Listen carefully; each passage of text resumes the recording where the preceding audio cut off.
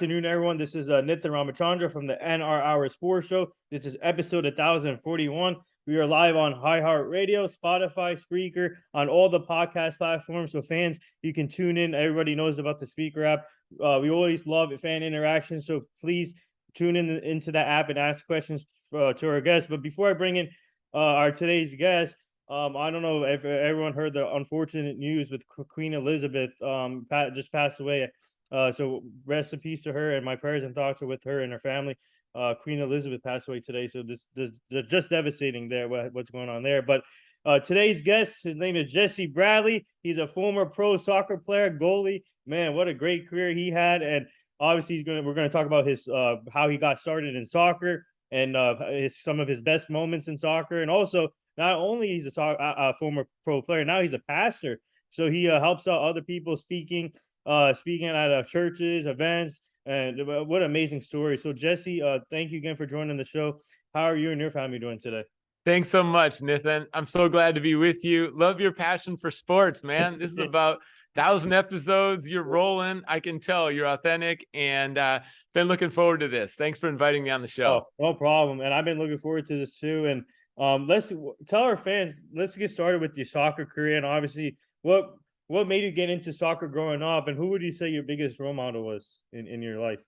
You know, I love sports at an early age. At age 2, I told my parents I want to play professional sports. I grew up, our apartment was in the parking lot of the football stadium for the University of Minnesota. Yeah. And this is in Minneapolis, the Golden Gophers, Big Ten shout out.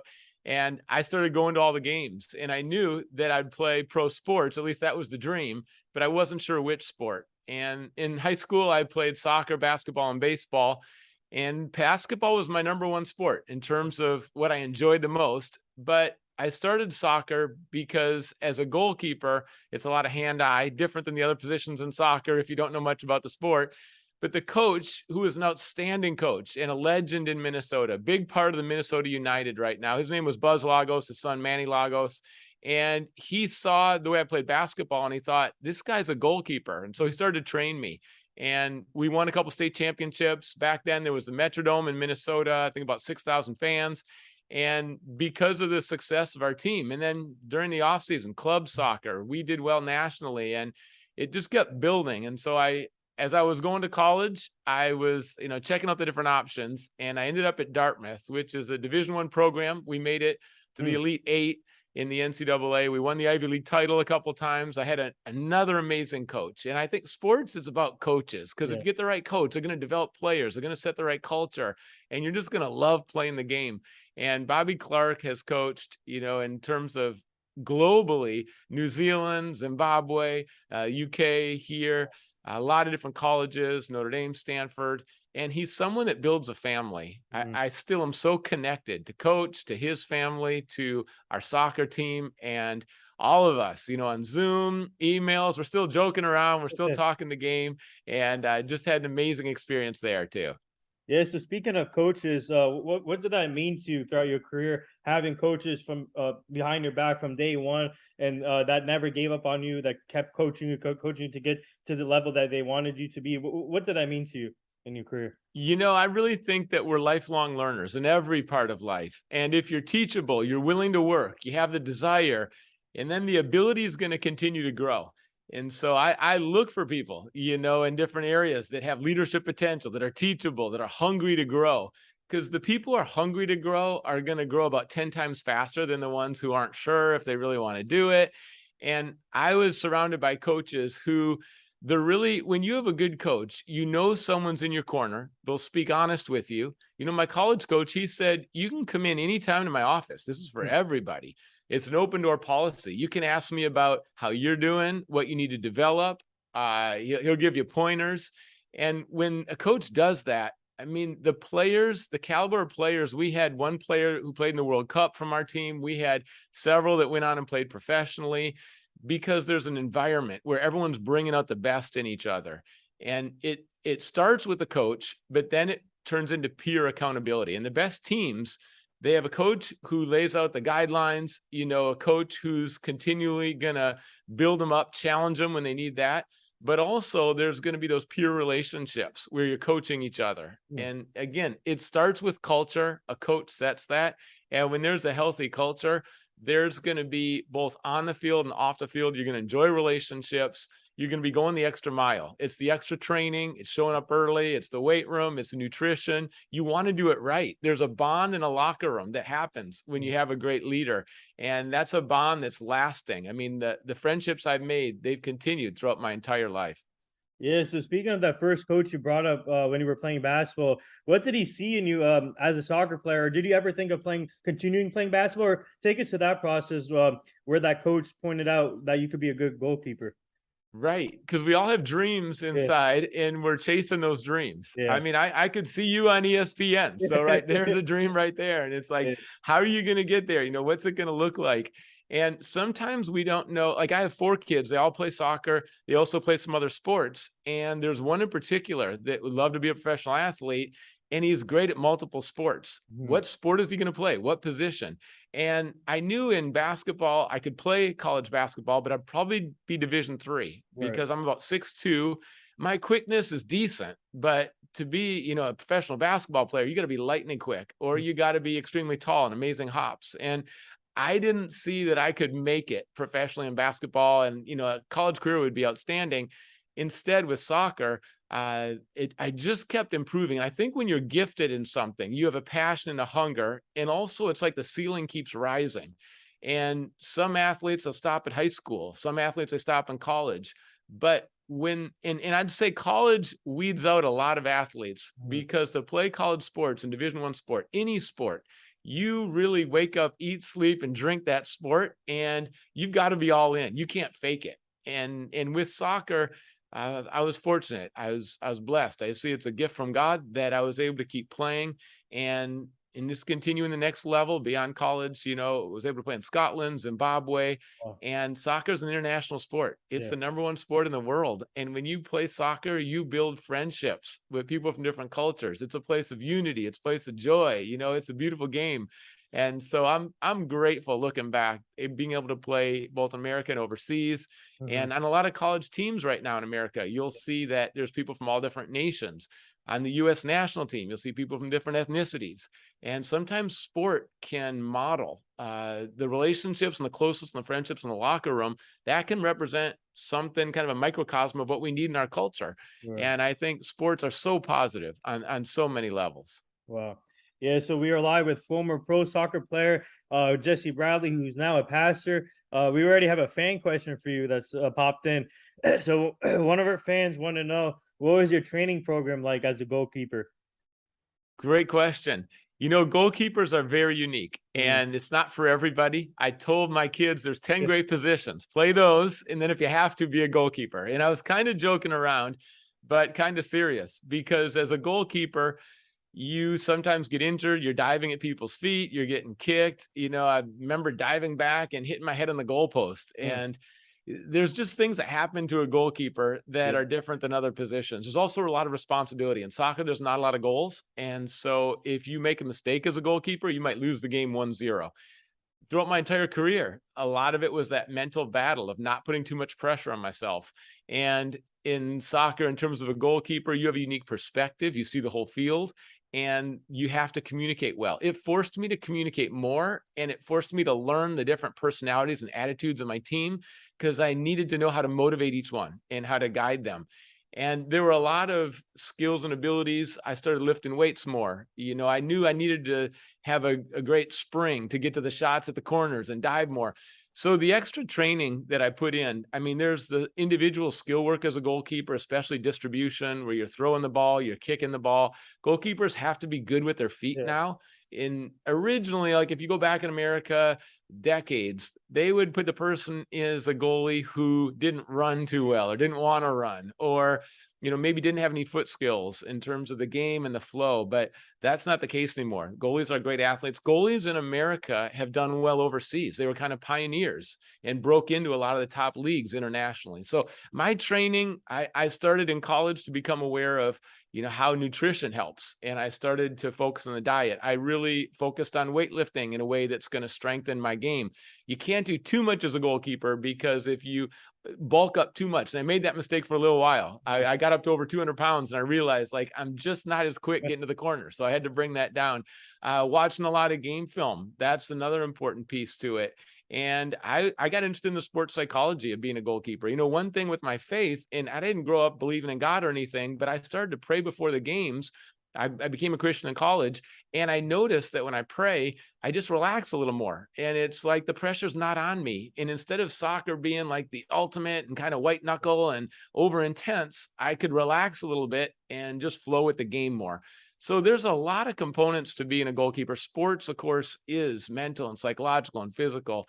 And then there was all the training that we did. I did run. I knew I wasn't going to be the best runner on the team. That was those midfielders right there. But I didn't want to be last. And all our testing, like the VO2 testing, when you get on the treadmill, they put the resistance in and you got to keep running as long as you can. I just didn't want to finish last. So I was able to beat a few of the guys, and we kind of joke around about that. And I remember one of our defenders, Big John from Scotland, like 6'4", and he's just massive. And I think when I passed him, he was just like, the VO2 is a fallacy. You can't trust it. So we'd have a lot of fun with fitness, Wingate test, lots of stories there. But I pushed myself as hard as I could. And flexibility is really important as a goalkeeper. Lots of stretching. And we tested that as well. And I think I remember being the most flexible on the team. And that's really important because the goalie is twisting, turning. There's so many different angles you got to cover. And you got to be kind of rugged. They'd say you got to be a little crazy to be a goalkeeper. And there's some truth to that. You've got to go to a place that some of the other players don't have to, just to play that position. It was fun. I loved it. And in soccer, if the goalie's hot, if the defense is tight, if the back four are working well together, you can beat teams that maybe you shouldn't beat, and you can win championships because your defense is really strong. Yeah. So speaking of goal, the team we're covering tonight, Rutgers women's soccer, they have one of the best goalies in the nation right now. Her name is Megan. She came back for another year for Rutgers, and she's amazing with her technique and footwork. And like you just said, it's all about flexibility, and she has it. And and she's one of the best. They said one of the best goalies right now in the nation for Rutgers women's soccer, and it's unbelievable to see her play every game that she plays. And I want to bring up, speaking of college, I want to bring up Dartmouth, obviously the college you went to, and nobody knows about that college. And what was it like for you being part of that college and basically your soccer team going to all the way to the Elite Eight, facing Rutgers? And what does that mean to you, helping that college like go to the next level? That's right. You mentioned Rutgers. There's a little wound there, but I think I'm okay now. But yeah, they did knock us off. Alexi Lawless, we still talk. He's, of course, done a lot with ESPN and Fox and American soccer, but they beat us 1-0. Sometimes in soccer, you feel like you should win a game and you don't. You mentioned the women's goalkeeper at Rutgers. Goalkeepers stick together. There's a bond there. I think we understand it and kind of know the intensity of that position. And for me, going to Dartmouth, I was looking at a few different schools, and one of them, was Stanford, one was Dartmouth. There was a few others. Yeah. And what stood out to me was the conversations with the coach. And as I was recruited by different schools, some of the coaches were a little more cut and dry. What's your SAT score? What's your GPA? And it just felt a little more like a rigid interview type thing. Whereas it felt like a relationship with Coach Clark. And I just knew if I could spend 4 years with him, learning under him, and so much more than just soccer, like he would have phrases like, it's the wee things. It's like, well, what does that mean? The wee things are the small things, and it's about doing the little things right. It's about doing it right when no one's looking. And if you do enough of the small things right, the big things are going to come together. And how you do the little things is how you do everything. And so that kind of mentality, that mindset, that's something he instilled in us. And then that carries far off the field. He'd say, it's a great day. And we would be thinking, it's freezing out here. It's practically snow. And this is Hanover, New Hampshire. And what's he saying? It's a great day for soccer, lads. If you can't play today, and we're just thinking, what do you mean? And he just had a way of rising above the circumstances. And there was a joy and an optimism and a focus that became contagious. When we came out on the field, there would be, the bagpipes would be playing. And like, we were all just feeling, even though we're not Scottish, like we're all feeling Scottish. And let's get after it. So that relationship stood out. Academically, it's an Ivy League school. So, my parents got divorced when I was 7. Hmm. At that moment, that was so disruptive, and there was a lot of trauma there. Wow. And my response was to do as well as I could in school, do as well as I can in sports, and then make a lot of friends. Hmm. And because academics and athletics were strong, I was able to go to Dartmouth, and the competition was strong there. I mean, I remember as a freshman, there's many goalkeepers, and in soccer, there's only one goalkeeper who plays. Yeah. So you either are that guy or you're on the bench, and it's a fierce competition when there's one spot and there's 5 guys going for it.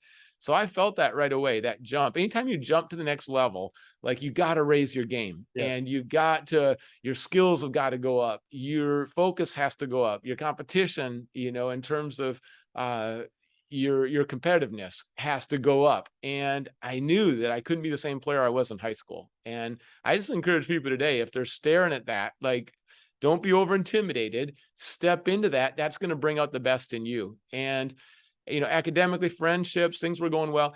Here's what I couldn't figure out is if, I'm getting an award, we're winning a championship. We won the first Ivy League championship in over 25 Yeah. years for Dartmouth. We were having great success. I was doing well in the classroom, making friends. I couldn't figure out why something was still missing on the inside.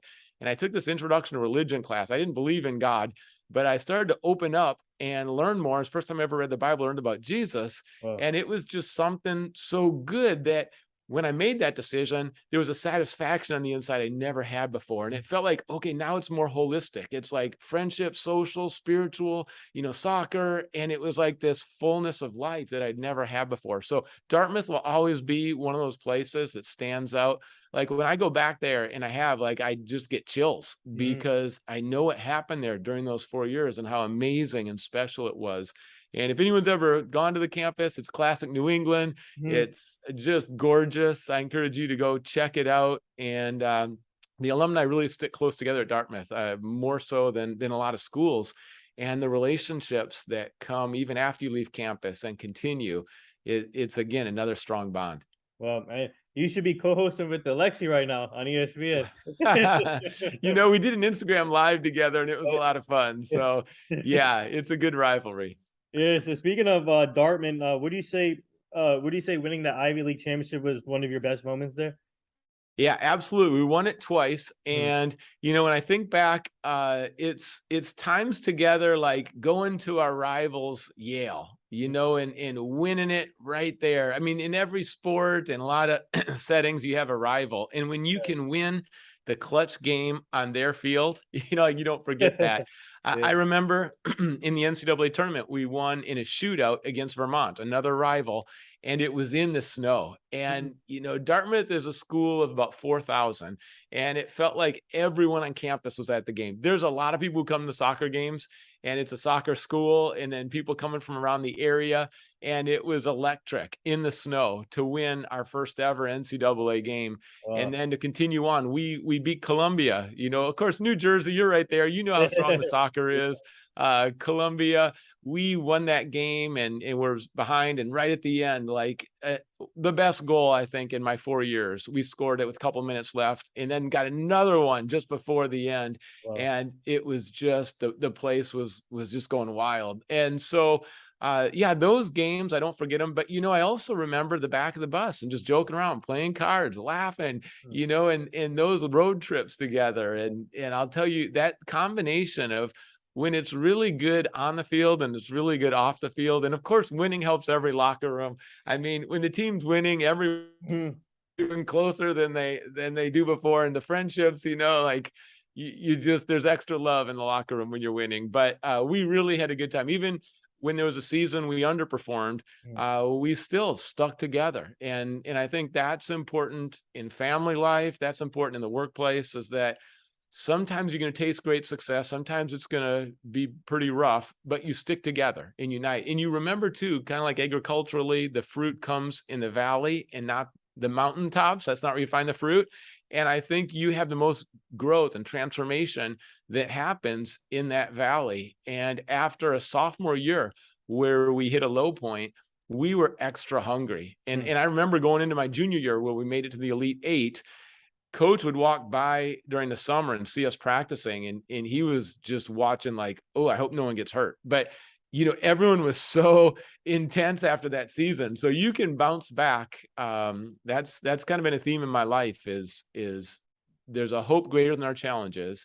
And part of that journey and the joy comes from overcoming some of the failures or the setbacks and the disappointment. Remember, another thing coach told me all the time is like, hey, goalies make mistakes, Yeah. but learn from it. And then also just look for the same opportunity to come again, because it's going to come again, and be ready and then take it. And I remember my junior year in the state championship in high school, Metrodome, all these people, I was scared, played timid, and we still won the game, but I didn't have a strong game. And I knew coming back senior year, all right, I'm learning from that. I'm not coming in scared. Like, let's go. I'm not going to let fear take over on this one. So yeah, learn from our mistakes and then look for the same opportunity to make it right the next time. Wow. Yeah, so we have we have an interesting question from one of our fans. They want to know what was how long did it take you to adjust from the American game to overseas? Great question. And in Scotland and in Zimbabwe, very different games and different cultures. When I showed up at the locker room, this is Aberdeen, Scotland, Northern Scotland. It's cold up there, and the locker room can feel kind of cold because it's ultra competitive. There's kind of like people cutting each other down in a sense, or like if you make an error, you're not getting away with it. Everyone's talking about it all day long. And in that way, you're sharpening each other. And there's a toughness that comes. There's a ruggedness.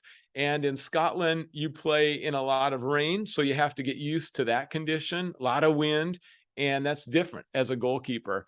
And then in Africa, when I was in Zimbabwe, there's a lot of warmth and love, and there's a Yeah. lot of smiles, and people are so glad you're there, and people are generous. They are battling drought and famine and AIDS, and yet they're so thankful, and it's so inspiring. And I love both places. Both groups of people, both cultures are close to my heart, but they're very, very different. And when I was in Africa, there's a lot of skill, there's a lot of quickness. Mhm. And that was something that I had to really improve. So in Scotland, there's a lot more crosses for a goalkeeper. There's a lot more through the air. There's a lot more long balls. Wow. And you have to be ready in that sense. But in Zimbabwe, the quickness Mm. was something I hadn't seen before. Just the quickness in terms of the skills, the passing. And I had to train for that Mm. and really catch up to some of that. So in Scotland, I would say there's a little more of a system and a little more cautious. And then in Africa, there's more freedom and there's more risks. So in Scotland, a defender might play it safe and just go up the line. It's not really going to build it up as much for the team, but they want to knock the ball forward. In Zimbabwe, they might even try a couple of moves and juke someone in the back.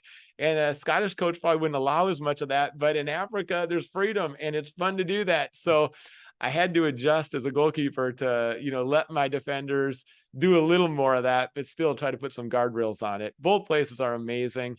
And again, as a goalkeeper, I felt prepared. So I Mhm. was very grateful. The training in America was outstanding. I love where the MLS is going and how American soccer Yeah. keeps improving. The national team, we are ascending right now. We're heading in the right direction and there's some momentum. I'm here in Seattle. We have Seattle Sounders. We partner with them, Faith and Family Nights, amazing Wow. time. But there's like over 40,000 people who come to a game. Like it's an incredible environment. And soccer's grown so much in America, and it's a great time right now. And the gap is shrinking. The top players here are able to play in the top clubs now, and there's some young players doing extremely well too. So yeah, the goalkeeping, the principles are the same. And it's kind of like that movie Hoosiers. It's Yeah. like when they arrive at the championship, Yeah. it's like, hey, it's the same size court, same size ball, free Yeah. throw, same distance. And so, yeah, play your game, man. Play your game. And a lot of it translates overseas. Yeah, great question from one of our fans there. But speaking of Seattle, I want to bring up another sport. I'm sure you know about Sue Bird, who just retired, and the Seattle Storm Yes. unfortunately lost in the playoffs here recently, 2 days ago, I think, or yeah, 2 days ago. Did you ever get to interact with her before, Sue Bird, or did you get to meet her and speak about her and what did she mean to Seattle for 21 years? Right on. Seattle's going through some transitions right now. It's a Uh, crazy time in the sports scene yeah, because the Mariners haven't made the playoffs in over 20 years. And I mean, unless they really choke, they yeah, are heading for the playoffs this year. yeah. So people are fired up about that. And then Sue Bird, who's been, probably the most prolific champion Mhm. here in the city. I mean, just amazing what the team has pulled off, and the consistency and the excellence. And she played at such a high level, even at an older age. Yeah. And so we're losing one of our greatest champions in the city in terms of sports.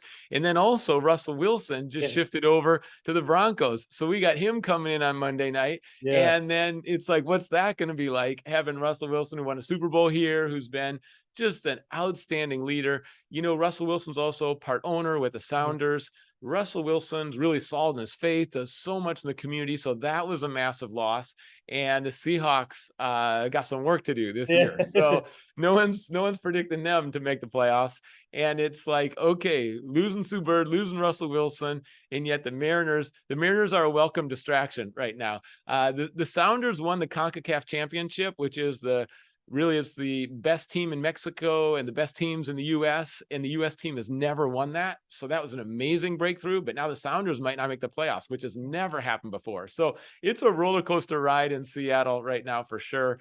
Some sad goodbyes to Sue Bird and also Russell Wilson in terms of them putting on a Seattle uniform. And yeah, check out Monday night, because there's going to be an emotional place. I think he's gonna be cheered. Obviously, they're gonna cheer him, and why would he get booed? Right? He got traded. Not he didn't sign anywhere, but he got traded. So I think it'd be like you said, be emotional night for his family and kids and his wife, and it'd be interesting atmosphere. Are you going to that game Monday night? I'm going to be watching it. I'm going to the Sounders game Saturday. But yeah, Monday night I won't be there. I'll be watching it. But it wouldn't surprise me if Russell Wilson puts up a whole bunch of touchdowns. I mean, that guy's a winner. He's proven it in so many situations here. And I think they're feeling it.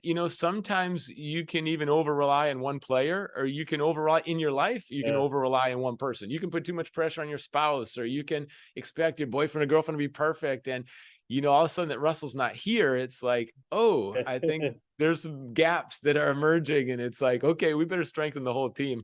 And that's true in anything, though. I mean, you've got to build up everyone, develop everyone, and it's the strength in numbers. And any organization, if you only have 10% of the people doing all the work, right, it's not going to reach its potential. It's not healthy. So I love empowerment, collaboration, partnerships, training, equipping.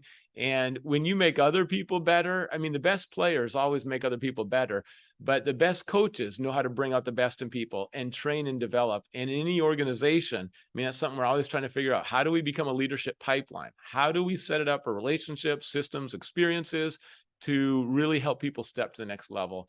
And Seattle Seahawks, no one has more energy than Pete Carroll. I mean, I've gone to those practices. He's the most energetic guy on the team. And even though he's the oldest coach in the NFL, and he's going to need all that energy this year, I think. He chews his gum all the time. Yes.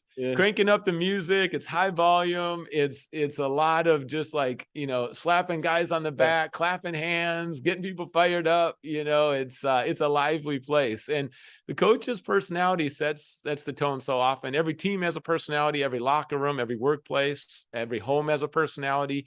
And it's like, it's really important that personality is inspiring and humble and positive and hardworking. And like, those are the environments that are championship environments. Yeah, so we got a couple of fan questions that just came in. One of our fans want to know, did you get to interact with the kids in Africa? And another fan wants to know who would you say what was your favorite player to play against? And they want to know in pro soccer. Right on. Great questions. Love the interaction too. And in Africa, special relationship with the kids. We volunteered in our free time, and it was a youth contact center, helping the kids with their education to graduate, tutoring them, and so they could get jobs, even though the job situation was difficult there. Not nearly as many jobs. I came back so fortunate. What we have in America, don't ever take it for granted, the jobs, the opportunities. And then also the kids would follow me because they would say the word Makiwa, which means white man. And that's not derogatory. That's just the language, and they're kind of intrigued. And so they would gather around. I'd be walking down the street, and there weren't very many white people where I was. It was pretty rare. So they would get excited, say, Makiwa, Makiwa. And they would follow me in a big group of them. And then they want to come touch my skin. So I let them touch my arm. And then they thought, of course, I had a lot of hair back then. And they would love to touch my hair. And the texture was so unique. And they would, Makiwa, Makiwa. And then we would play soccer. Kids are playing soccer all the time. They didn't have the uniforms, soccer balls, but they would wrap together whatever they found, maybe some recycled stuff. They'd make a ball out of it and just play. And they would play in bare feet. They would play even if the ground had rocks all over it. Like, there's such a passion for the game. Kids were amazing there. Love the kids. And you know what else? They would sing, and they would sing in school. They would sing together. Challenging situations, and yet there's these beautiful voices and songs from the heart. And the kids, in church, the kids were singing. It was just a lot of joy with the kids there. Big smiles, a lot of connection. So I miss the kids in Africa for sure. Wow. And as far as players today, my favorite goalkeeper is Allison for Liverpool. I like Liverpool. He's solid. Just appreciate that team. They're struggling a little bit right now, but they had an amazing run last year. He's just so consistent. He's also, in terms of spiritually, he loves the Lord. And even on that team, there's been a lot of baptisms, and it's been cool off the field what's happened there. There's so many players I've looked up to over the years, but right now Liverpool is a team that I enjoy a lot. So I'm probably getting comments from, fans from Man City right now, comments from Man United. When I was playing in Dartmouth, and then after school, I mentioned I played in Scotland, played in Zimbabwe, but our coach, Bobby Clark, is great friends with Alec Ferguson. And there was an opportunity to go to Queen's Park Rangers or Man U. And we made that decision at the time. Let's go to Africa. I ended up in Africa. I took a prescribed medication to prevent malaria, and it built up in my system. It ended my career tragically early, and I was fighting for my life for a year. It took 10 years to fully recover. So, I go back to that decision, and I love Africa. I'm glad in so many ways we went there, but it was a game changer in terms of how my career ended. But, the best things in life often come from the most difficult circumstances. And what I learned through that recovery, I wouldn't trade that for anything. And so, Man U, it's fun. English league's great, but there's so many great leagues, and I enjoy international soccer. I enjoy the MLS too. Wow, you basically took risk for your career. That's crazy. And but how, like, tell our fans, how did you deal with just to piggy off from that? How did you deal with that recovery, and obviously limit the outside distractions? And how tough is it for you during that recovery, and missing the game that you love? Right. Yeah, it's grieving. It's tough on any player when you walk away from the game, because you're just not going to be in a full stadium. You're not going to be in the locker room, the guys. So you give up a lot. No career after that is going to match it. And then to do it under these conditions where, for me physically, my heart was the most serious symptom, and it would beat 160 beats a minute, tachycardia while I'm sitting still, atrial flutter, heart murmur, skip beats, pain on the left side of my chest day and night. But I had migraine headaches, sweats, chills, double vision. And then I had psychological stuff like waves of depression, panic attacks. All this is from the medication, like a bad drug overdose. And it takes so long to get out of my system. Doctors didn't know how I'd recover. But, a couple things happened during that time. I started to be intentionally grateful, gritty gratitude. I'd write down 10 things every day I'm thankful for. I started to chart my progress. And so I could look at, after 6 months, now I can walk 15 minutes without my heart racing too quickly. And before I couldn't do that. So celebrate the progress. My identity shifted. I had my identity in performance, which ultimately, it's like a tease. It's common in our culture, but it's a roller coaster ride. Inflated, deflated, shame, pride. And it's all based on how you do, what do you do, how well do you do it? And I shifted away from that, because when I got sick, I didn't have anything I could do just to make it better, distraction or accomplish. And I had to walk through the pain and the waiting. And with that, I shifted my identity. And there's a phrase Jesus says, if you're with him, your house will be a house on the rock and not the sand. And that love's going to make all the difference. And it's like, okay, God loves me. My identity is going to be in the love. And that's where I'm going to find my identity. We're human beings, not human doings. We don't earn, that kind of love, and we're already loved. And so a lot of striving in that way changed for me. And I ended up being a pastor, didn't see that one coming. And I also started to open up to people more. Whereas before I was a little more guarded, I would try to just hide if I had weakness or struggles and denial. And I started to let people into the pain, and all those different shifts that were happening in terms of coping and letting people into where I wouldn't let them in before. And, more compassion for people who are suffering. I was, forgiving the people who gave me the drug, forgiving the drug company, forgiving like all that stuff. There was a lot of deep healing that happened on many levels, and the physical healing was one part of it. So it was quite a journey. Wouldn't want anyone to have to go through it. It's not how I expected. Sometimes in life, it doesn't go how you expect it. Life's going one way and all of a sudden it isn't going that way anymore. And I never thought I'd spend like a big part of my 20s, recovering. I just thought I'd be playing pro soccer till I'm 40 and be traveling the world. So when that thing happens and you get blindsided, just know there's still hope.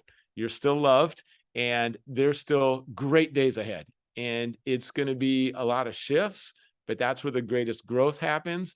And, hope is a big theme in my life. And we created a website, revivinghope.com, with 7 days and hope habits. And, it's all free content.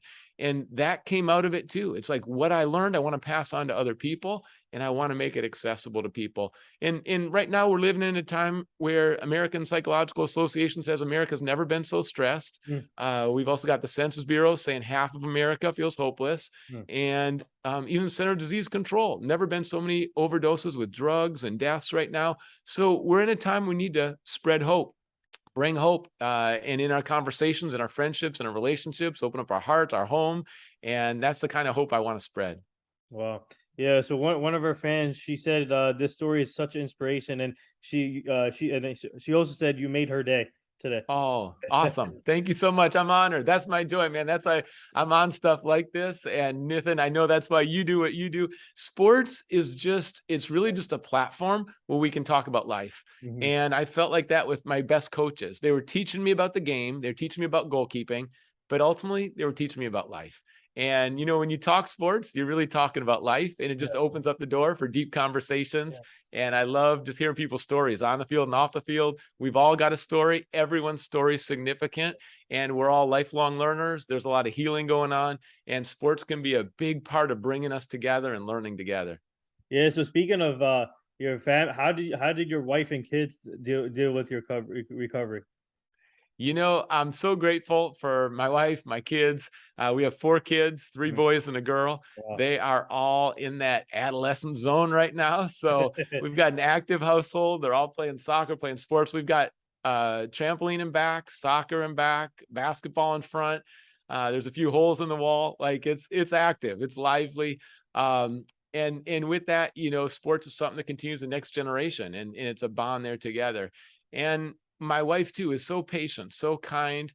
I feel like I love time at home, and I love my family. And when I watched my parents get divorced, I just knew my prayer is that that wouldn't happen in my life. And of course, marriage is a risk, relationships are a risk.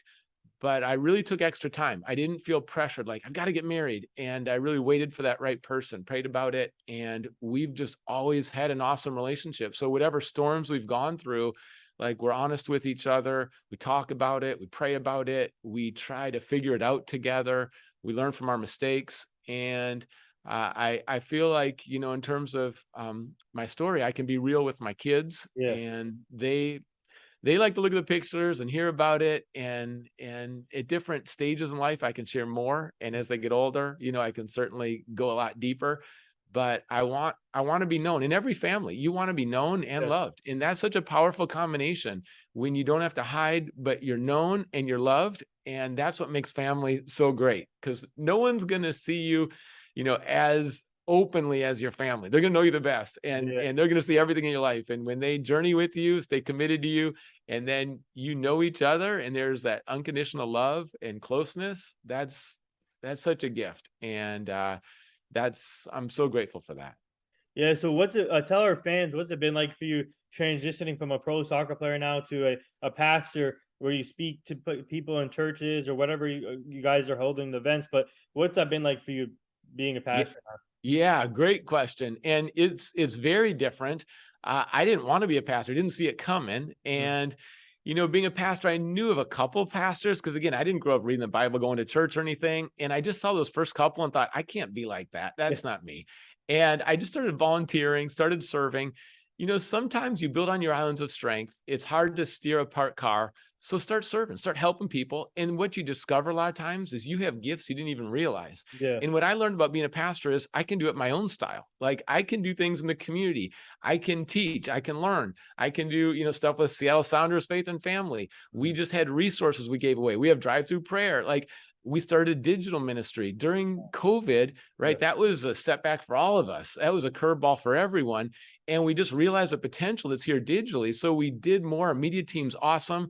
My media director is a Broncos fan, so we still get along. But he's always talking Broncos, repping Broncos. Now he's got Russell Wilson, but we're having fun together, and it's just kind of exceeded our expectations. We've ended up reaching hundreds of millions of people, and during the pandemic, all the free content we provide, we created that site. You can go to revivinghope.com. That's another site, hopehabits.org. And what we built there, I ended up being on Good Morning America a couple times, and again, there's so much potential now to connect around the world digitally. And I mean, Nathan, you're doing it. You see it. You know it through this radio podcast and everything you're doing.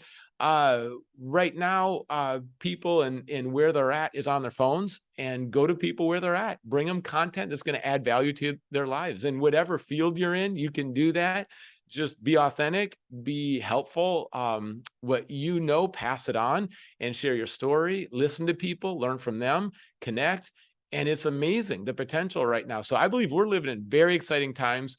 Now, it used to be when I was a pastor speaking, I could see the audience, but now there's way more people who I can't see, who aren't in the room. And there's a wider range. And I relate, because I was a skeptic. I was someone who, I wouldn't step foot in a church, but now you can actually bring content to people on their phones, and they can check it out in the safety of their own home.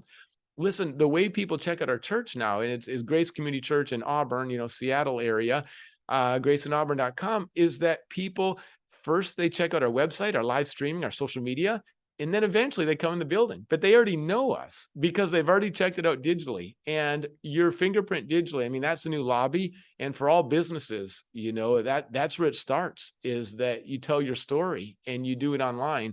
And I love connecting with people. We did Tacoma Stars, Faith and Family, a lot of partnerships, World Vision. We work with them. We had over 100 people in our church run a half marathon and raising money, clean water for kids, $50 gets one child clean water for the rest of their lives. And so we raised a truckload of money that way. We do Chosen, which is sponsorship, child sponsorship overseas. And also we're doing something now where we're raising money. It's a digital campaign that I'm doing with them about hope, and all of the giving goes directly to clean water in Africa. That's where I played pro soccer. That's where I want to see people have clean water. And that's, again, $50 for one kid to have clean water for the rest of their lives. And we're launching that campaign right now this month. So a lot of great stuff. The best stuff happens when you partner with people. It's win-win, shared commitment, shared passion, and you just start to roll, and you bring out the best in each other, and you can't do it alone. So let's unite together. I've gathered together with about 100 churches and ministries around Seattle, and we're united together. We're looking out for each other. We're praying for each other, encouraging each other. Hey, if you need chairs, we got some extra chairs. Hey, how can we help you? How can we serve the community together? What needs are there in the city? Let's do it together. And that's the spirit of unity that's going to be necessary. United States of America, united, right? One nation under God. Like, let's unite. Let's come together. I know there's disagreements. I know there's a lot of division. Our church right now is multicultural, multi-generational, people from different nations coming together. And I just say that's heaven. There's going to be people from every nation, tongue, and tribe in heaven. So let's do that in our neighborhoods. Let's join together and let's build friendships and love each other. And that unity is key right now in our country. Yeah. Excuse me. Let us know if you need help with any of your things. We can help you guys out too with your. Awesome. Wonderful. Let's keep talking. That'd be great. And the thing is, we all have opportunities, and it's going to be scary, but don't let fear have too much power. And so take a risk and start where you are, do what you can, right? Use what you have. And then find some people who are doing some stuff that's inspiring for you, and then just go join them, right? Serve with them, support them.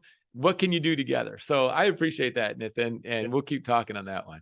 Yeah, so we'll take one more fan question. One of our fans want to know, they're putting you on the spot. They want to know, how quickly can Julio Rodriguez can be the next star in Seattle? Oh, there you go. Right on. Like it. Some Seattle sports fans. See, you didn't know Seattle was such a big part of your audience, but now you're hitting both coasts. I think that can't happen fast enough. I mean, what's stopping that one, right? The Mariners overall are on a rise, and there's a lot of guys that are going to become household names, especially if they do well in the playoffs. They're going to catch some people by surprise. because just when a team hasn't been there and all of a sudden they're knocking everybody off, and they started slow this year, but then they got hot and they just started tearing it up. And now they're at the top of the wild card, and they got like a 5-game cushion, I think, with like 30 games to go. So, I mean, it'd be devastating for Seattle if they didn't make it, but I think they're going to make it. And we're going to see the playoffs, and he's a big reason why. So, yeah, absolutely. And you guys finally got your ace in Luis Castillo. So That's it. That's it. It's all about pitching, right? I mean, when you go back to the days when Seattle was great, you had, Felix Hernandez. Griffey, Randy Johnson. I mean, you got to have starting pitchers in baseball. I mean, that game is the pitcher and the catcher, the battery right there. I mean, if that's not strong, you're not going anywhere. So, I grew up in Minnesota, and when the Twins won the World Series, twice, it was like that clutch pitching. Jack Morris, that was legendary, early 90s, and what he did in Game 7. So some people watching aren't even that old, so you got to check that out on YouTube. But yeah, the starting pitching in a 5-game series, 7-game series. I mean, one pitcher can. When I lived in the Bay Area down in California, I mean, Madison Bumgarner. I mean, he's legend. I mean, winning that World Series against Kansas City. So yeah, one strong arm can make a huge difference in a playoff series. Yeah. So before we get to the last two things, I want to get your predictions on tonight's game: Bills or Rams. I like the Bills. I like the Bills a lot. What they've got going on there is something special. There's one of the guys on the team, with Faith, I tend to connect with guys that we share that bond, and there's a lineman there. There's a number of them that are really strong in their faith. Of course, then Cooper Kupp, who is the MVP last year of the Super Bowl, like, he's really strong in his faith. And it's not just about faith, but my kids kind of joke around because they're like, Dad, how come you always know like who on the teams has faith? And I was like, well, I guess I'm just a pastor watching. But the Bills, I like them this year. There's two teams. Okay, I grew up a Minnesota Vikings fan. Buffalo Bills are the other. They've both been to 4 Super Bowls and haven't won any. And so we both understand each other and looking out for each other. I'd love it if the Bills got their first one. Rams they got the momentum from last year. Let's go with the Bills. Bills by 3. Yeah, I got the Bills. I got the Bills too, 27-24. And I got Dawson Knox in my fantasy team going tonight. So the tight end. So let's Solid. see. Yes, good choice. He landed on mine. I ended up with an auto draft this year on fantasy football, but I got Dawson Knox. And so, yeah, that's right. Let's go to Dawson Knox with the winning touchdown. Yeah, so the last two things here. Our team is part of this foundation. It's called the Hugh Jackson Foundation. I'm sure you know him. He's a former NFL coach. He's now coaching at Grambling State University, and we're trying to help him and his team to prevent human trafficking, making sure the community stays safe and everybody stays safe. So we'll send you the foundation to you and your wife so you guys can check it out. Wonderful. Love that. Such a great cause. This broke my heart. I had someone email me in the last week, and they were watching a car go by, and there was a young child that was looking very distressed and looked over at my friend and gave that signal that I'm in trouble. And, human trafficking, gave a signal. And so he called the authorities right away. I'm telling you, human trafficking is in our neighborhoods. Yeah. It's not something that just happens a little bit in America. Like, it's in all our cities. And there's innocent kids just literally being taken, being duped. And we've got to step up. Louis Giglio's done a lot to end human trafficking. But yes, love what you're doing there. That's a cause we all need to rally. We have a ministry at our church, and this courageous woman started it. And it's to care for the victims and help in their restoration healing process so that they can then enjoy a full life and a lot of restoration there. So love it. We need a lot of people to rise up. Hope a lot of people are supporting it. Keep sharing that, and love your heart too, Nathan. Yeah, thank you so much. And the last thing here, would you like to say anything to all the nurses, doctors, and all the essential workers right now? Absolutely. There's a lot of heroes in our culture that don't get the attention and the praise they deserve. And, all the professions you mentioned, I think of teachers this time of year, going back into the classrooms and the impact they have on kids as educators. During COVID, there was so much to sort through. And yet the people in the hospitals were working extra, taking risks, risking their own personal health. And it's a lifestyle of serving. You set the example for us. And serving is when we come alive. And that's how our nation is going to go stronger, how there's going to be a lot of healing, is that we step up and serve. Reminds me of Jesus when I see people serving. Like, he came to serve and not be served. And you're at your best when you're serving. And there's a lot of people who run away from the needs and the troubles, and they just want to create a comfortable bubble and retreat and set things up, just in life how they want it in their safe little bubble. And we have such a greater calling than that. And so when I think of like first responders, I think of people that are running into the chaos, not running away. And again, that kind of selflessness is what makes marriages work, families work, teams work, and they're living it out day in, day out. So, to a lot of people, I just say there's going to be great rewards in heaven for a lot of people that are behind the scenes on earth. And I just say, keep up the good work. Don't give up. And we're so thankful for you. My son, just thinking of this one, my son split his knee open, and we went to the ER. We were just in the ER getting all these stitches, midnight. And I looked in the ER at all the different things the nurses and doctors are dealing with in that ER at midnight. And I thought, wow, they do it every day, and they were so kind. They did such a good job of stitching up his knee. And again, my admiration is just top of the charts for them. Wow. Yeah. So where can our fans find you? Where can our fans find you on social media? Great. Yeah. Social media, the handle is Jesse J. Bradley, JESSEJ BRADLEY. And love to hear from you, connect with you. Anything I can do for you, let me know. And there's a website we put up, jessebradley.org. We just did that during COVID to get more personal connection. Just want to be available to be there for people. So there you have it. Jesse Bradley, former pro soccer player, goalkeeper, and now he's a pastor in Seattle. Go follow him on all social media formats. This was awesome, inspiring story. We would love to have you back on the show down the line so you can meet the full team. But keep up the great work, man, and good luck to Seahawks this year, and enjoy tonight's game, and keep up the amazing work, man. Like I said, inspiring story. Your family is amazing, and man, just an honor to talk to you. Nathan, keep running with it, man. I love what you're doing. And yeah, we'll definitely stay connected. Let's go Mariners. This is going to be a special year. And Dawson Knox for the touchdown tonight. Let's do it. Hopefully. Yeah. All right. Thank you. On. Yeah. Keep up the